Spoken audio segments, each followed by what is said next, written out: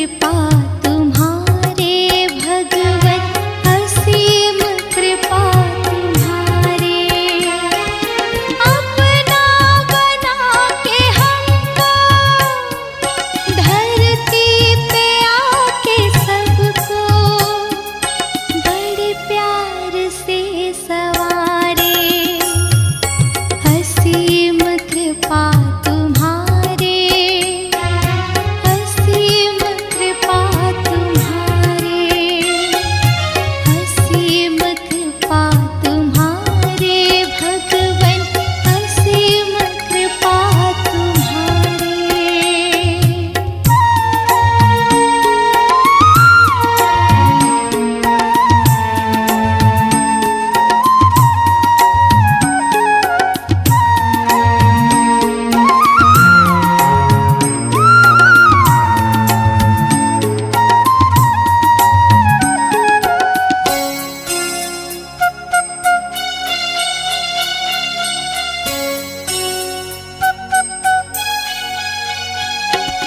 क्या से क्या बनाया हमको, सबका भाग्य जगाया। दिल तख्त पर बिठा कर ताज तख्त दिलाया। तब तो महिमा गाता है सारा जहां तुम्हारे, सारा जहां तुम्हारे। असीम कृपा तुम्हारे, असीम कृपा तुम्हारे, असीम कृपा तुम्हारे भगवन, असीम कृपा तुम्हारे।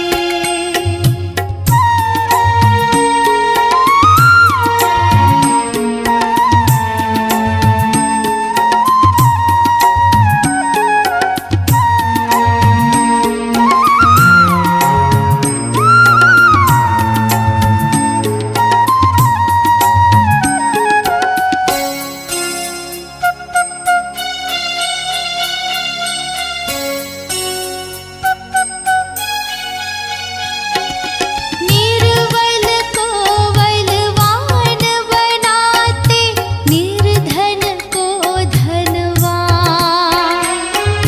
वरदानों के बरसा कर करते जग का कल्याण।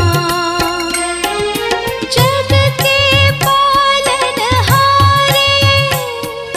सब कुछ तुम हो हमारे, सब कुछ तुम हो हमारे। असीम कृपा तुम्हारे, असीम कृपा तुम्हारे, असीम कृपा तुम्हारे भगवन, असीम कृपा तुम्हारे। ओम शांति। कल हमने सुना कि दृष्टि को पवित्र बनाना है, कर्मेंद्रियों की चंचलता खत्म करनी है, आत्मा भाई भाई की दृष्टि से देखना है। और बाबा ने कल हमें बताया अपने दिल से पूछना है, दिल में देखो कि हम बाबा को कितना याद करते हैं। अपने दिल से पूछो हमने दैवी गुण कहाँ तक धारण किए हैं, और अपने दिल से पूछो हम बाबा की सेवा कहाँ तक करते हैं। अपनी स्वयं चेकिंग के लिए बाबा ने हमें इशारा दिया। और आज भी बाबा ने हम सबको आज बहुत अच्छी शिक्षा दी है कि पढ़ाई से गलत करनी है, खुद पर कृपा करनी है, दृष्टि को पवित्र बनाना है, आत्माओं की सेवा करनी है, पढ़ाई अच्छी तरह पढ़ना है, तभी हम उच्च पद पाएंगे। और निमित्तपन की स्मृति रहे, मेरापन ना आए तो सफलता मिलेगी। निमित्त समझने से माया का गेट बंद हो जाता है, मैंपन आता है तो माया का गेट खुल जाता है। तो हमें निमित्त समझ करके सेवा करनी है। तो बाबा हमें रोजाना नई नई शिक्षा देकर हमारी आत्मा का श्रृंगार करते हैं। बाबा हमें रोज़ ताकत का भोजन खिलाते हैं। तो आज भी हम बाबा के 25 तारीख के महावाक्य सुनेंगे और आज के शिव बाबा ने हम सबको ये मधुर मुरली के द्वारा मधुर महावाक्य उच्चारण किए हैं। बाबा ने बताया, मीठे बच्चे अपने ऊपर आपे ही कृपा करनी है, पढ़ाई में गैलप करो, कोई भी विकर्म करके अपना रजिस्टर खराब नहीं करो। बाबा ने बहुत ध्यान खिंचवाया कि कोई हमसे विकर्म ना हो, हमारा रजिस्टर खराब ना हो। प्रश्न है, इस ऊंची पढ़ाई में पास होने के लिए मुख्य शिक्षा कौन सी मिलती है, उसके लिए किस बात पर विशेष अटेंशन चाहिए? उत्तर है, इस पढ़ाई में पास होना है तो आँखें बहुत बहुत पवित्र होनी चाहिए, क्योंकि ये आँखें ही धोखा देती है, यही क्रिमिनल बनती है। शरीर को देखने से ही कर्मेंद्रियों में चंचलता आती है, इसलिए आँखें कभी भी क्रिमिनल ना हों। पवित्र बनने के लिए भाई बहन होकर रहो। याद की यात्रा पर पूरा पूरा अटेंशन दो। गीत बजा है, धीरज धर मनवा धीरज धर, तेरे सुख के भरे दिन आएंगे। ओम शांति। किसने कहा? बेहद के बाप ने बेहद के बच्चों को कहा। जैसे कोई मनुष्य बीमारी में होता है तो उनको आथत दिया जाता है कि धीरज धरो, तुम्हारे सब दुख दूर हो जाएंगे। उनको खुशी में लाने के लिए आथत दिया जाता है, धैर्य दिया जाता है। अब ये तो है हद की बातें, वह हैं बेहद की बातें। इनके कितने ढेर बच्चे होंगे, सबको दुख से छुड़ाना है, ये भी तुम बच्चे ही जानते हो, तुमको भूलना नहीं चाहिए। बाप आए हैं सर्व की सदगति करने, सर्व का सदगति दाता है, तो इसका मतलब सभी दुर्गति में हैं। सारी दुनिया के मनुष्य मात्र, उनमें भी खास भारत आम दुनिया कहा जाता है। खास तुम सुख धाम में जाएंगे, बाकी सब शांति धाम में चले जाएंगे। बुद्धि में आता है, बरोबर हम सुख धाम में थे तो और धर्म वाले शांति धाम में थे। बाबा आया था, भारत को सुख धाम बनाया था, तो एडवर्टाइजमेंट भी ऐसी करनी चाहिए। समझाना है, हर 5000 वर्ष बाद निराकार शिव बाबा आते हैं, वह सभी का बाप है, बाकी सब ब्रदर्स हैं। ब्रदर्स ही पुरुषार्थ करते हैं फादर से वर्षा लेने का। ऐसे तो नहीं फादर्स पुरुषार्थ करते हैं, सब फादर्स हों तो फिर वर्षा किससे लेंगे? क्या ब्रदर्स से? भाई से तो भाई को वर्षा मिलता नहीं, वर्षा तो बाप से ही मिलता है, तो हम बाबा से ही वर्षा लेते हैं। फादर से वर्षा कैसे, ब्रदर से वर्षा कैसे लेंगे? ये तो हो ना सके। अभी तुम समझते हो, ये तो बहुत सहज बात है। सतयुग में एक ही देवी देवता धर्म होता है, बाकी सब आत्माएं मुक्ति धाम में चली जाती हैं। वर्ल्ड की हिस्ट्री ज्योग्राफी रिपीट कहती हैं, तो ज़रूर एक ही हिस्ट्री ज्योग्राफी है जो रिपीट होती है। कलयुग के बाद फिर सतयुग होगा, दोनों के बीच में फिर संगम युग भी जरूर होगा। इसको कहा जाता है सुप्रीम पुरुषोत्तम कल्याणकारी युग। अभी तुम्हारी बुद्धि का ताला खुला है तो समझते हो, ये तो बहुत सहज बात है। नई दुनिया और पुरानी दुनिया, पुराने झाड़ में जरूर बहुत पत्ते होंगे, नए झाड़ में थोड़े पत्ते होंगे। वह है सतो प्रधान दुनिया, इनको तमो प्रधान कहेंगे। तुम्हारा भी नंबरवार पुरुषार्थ अनुसार बुद्धि का ताला खुला है, क्योंकि सब यथार्थ रीति बाप को याद नहीं करते हैं, तो धारणा भी नहीं होती है। बाप तो पुरुषार्थ कराते हैं, परंतु तकदीर में नहीं है।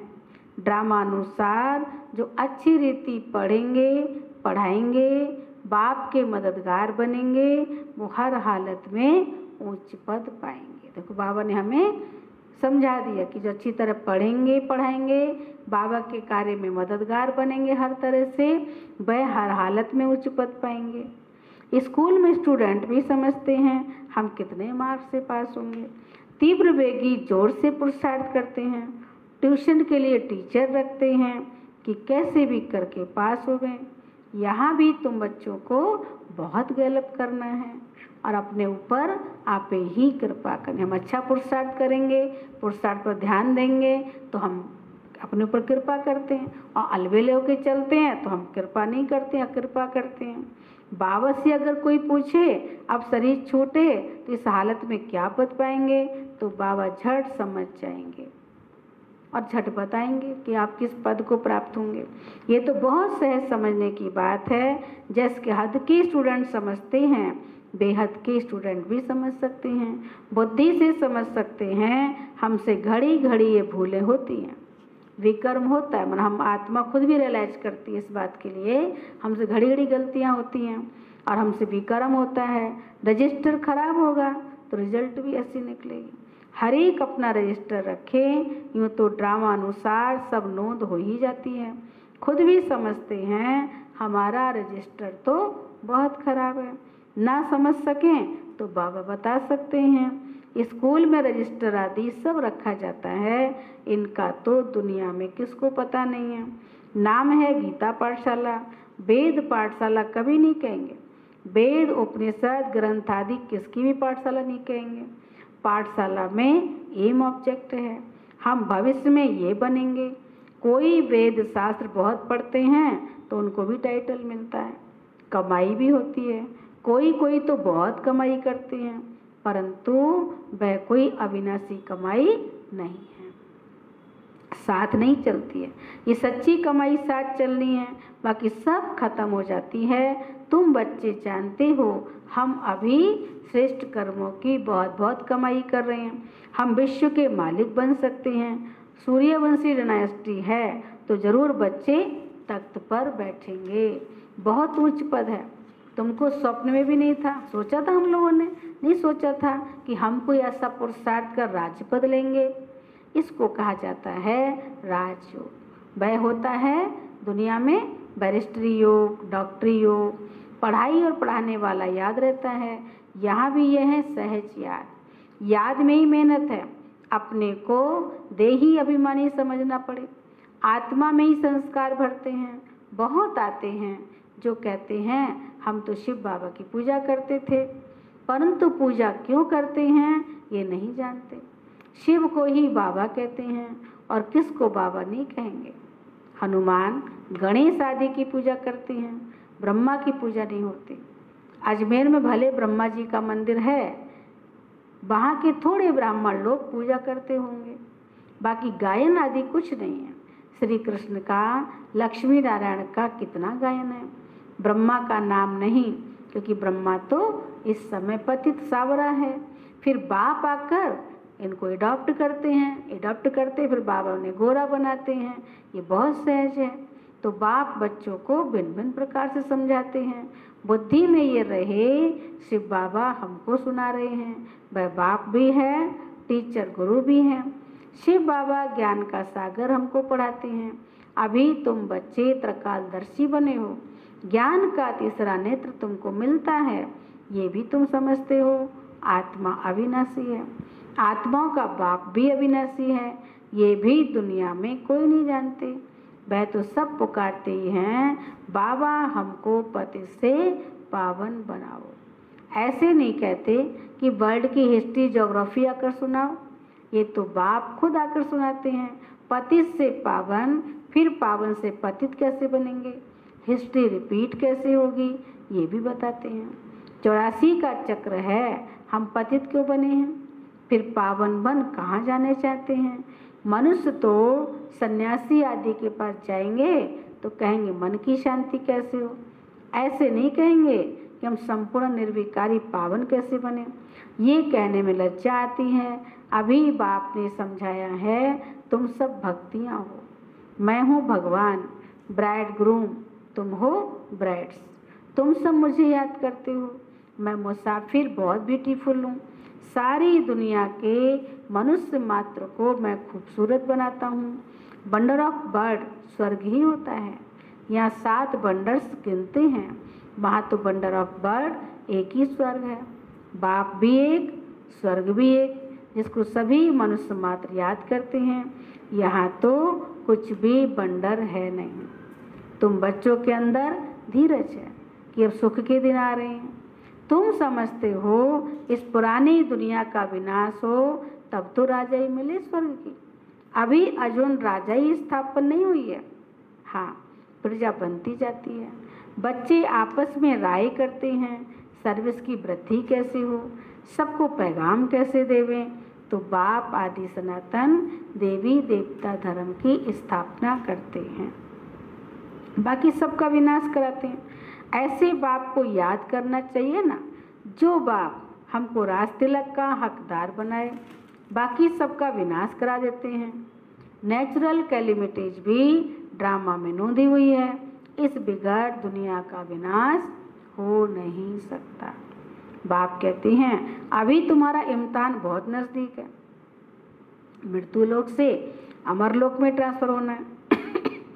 जितना अच्छी रीति पढ़ेंगे पढ़ाएंगे उतना उच्च पद पाएंगे, क्योंकि प्रजा अपनी बनाते हो ना। पुरुषार्थ कर सबका कल्याण करना चाहिए। चैरिटी बिगन्स एट होम, ये कायदा है। पहले मित्र संबंधी बिरादरी आदि वाले ही आएंगे, पीछे पब्लिक आती है।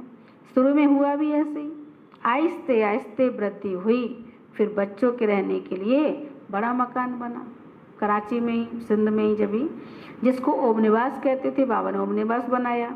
वहाँ बच्चे आकर ओम निवास में पढ़ने लगे। ये सब ड्रामा में नोन थी, जो फिर रिपीट होगा। इसको कोई बदल थोड़ी सकता है। ये पढ़ाई कितनी उच्च है, याद की यात्रा ही मुख्य है। बाबा हमारा ध्यान रोज हमारी याद पर खिंचवाता है। याद की यात्रा ही मुख्य है। मुख्य आंखें ही बड़ा धोखा देती हैं। आंखें क्रिमिनल बनती हैं, तब शरीर की कर्मेंद्रियां चंचल होती हैं। कोई अच्छी बच्ची को देखते हैं तो बस उसमें फंस पड़ते हैं। ऐसे बहुत दुनिया में केस होते हैं। गुरु की भी क्रिमिनल आई हो जाती है। मन आज की दुनिया इतनी पतित है कि किसी की भी दृष्टि खराब हो जाती है।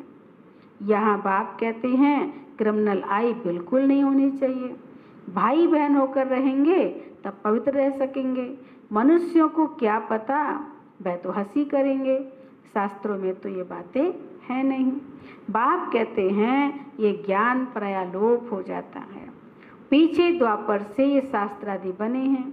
अब बाप मुख्य बात कहते हैं कि अलग को याद करो तो विकर्म विनाश हो जाए। अपने को आत्मा समझो। तुम 84 का चक्कर लगा कर आए हो, अभी फिर तुम्हारी आत्मा देवता बन रही है। छोटी सी आत्मा में 84 जन्मों का अविनाशी पाठ भरा हुआ है। बंडर है ना। ऐसे बंडर ऑफ बर्ड की बातें बाप ही आकर समझाते हैं। कोई का 84 का, कोई का 50-60 जन्मों का भी पाठ, हर आत्मा का पाठ अलग अलग है। कोई पूरे 84 जन्म लेगी, फिर 50-60 जन्म मिलेगी। तो परम पिता परमात्मा को भी पाठ मिला हुआ है। ड्रामानुसार ये अनादि अविनाशी ड्रामा है। कब शुरू हुआ कब बंद होगा ये नहीं कह सकते, क्योंकि अनादि अविनाशी ड्रामा है। ये बातें कोई जानते ही नहीं हैं। अच्छा, मीठे मीठे सिक्के लदे बच्चों प्रति माता पिता बाप दादा का याद प्यार और गुड मॉर्निंग। रूहानी बाप की रूहानी बच्चों को नमस्ते। रूहानी बच्चों की रूहानी बाप दादा को नमस्ते नमस्ते, गुड मॉर्निंग, शुक्रिया बाबा, शुक्रिया। धारणा के लिए मुख्य सार है, अभी इम्तिहान का समय बहुत नज़दीक है, इसलिए पुरुषार्थ कर अपना और सर्व का कल्याण करना है। पढ़ना और पढ़ाना है। Charity begins at home. Second point है, देही अभिमानी बन, अविनाशी सच्ची कमाई जमा करनी है। अपना रजिस्टर रखना है। कोई भी ऐसा विक्रम ना हो जिससे रजिस्टर खराब हो जाए। आज का वरदान है, निमित्तपन की स्मृति से माया का गेट बंद करने वाले डबल लाइट भाव। निमित्तपन की स्मृति से माया का गेट बंद करने वाले डबल लाइट भाव। स्पष्टीकरण है, जो सदा स्वयं को निमित्त समझकर चलते हैं उन्हें डबल लाइट स्थिति का स्वतः अनुभव होता है। करण करावनहार करा रहे हैं, मैं निमित्त हूँ। इसी स्मृति से सफलता होती है। मैं पनाया अर्थात माया का गेट खुला। निमित्त समझा अर्थात माया का गेट बंद हुआ। तो निमित्त समझने से माया जीत भी बन जाते और डबल लाइट भी बन जाते हैं, साथ साथ सफलता भी अवश्य मिलती है। निमित्त समझने से कितने फायदे बाबा ने बताए। यही स्मृति नंबर 1 लेने का आधार बन जाती है। कौन सी? निमित्तपन की स्मृति ही नंबर 1 लेने का आधार बन जाती है। स्लोगन है, त्रकालदर्शी बनकर हर कर्म करो तो सफलता सहज मिलती रहेगी। त्रकालदर्शी बनकर हर कर्म करो तो सफलता सहज मिलेगी। आज के थे बाबा के महावाक्य। और आज का स्वमान, मैं देह में अवतरित विशेष आत्मा। माना ऐसा महसूस करना है, पूरा दिन अभ्यास करना है कि मैं देह में जैसे अवतरित हूँ और विशेष आत्मा, इस अनुभूति में रहना है। ओम शांति, ओम शांति।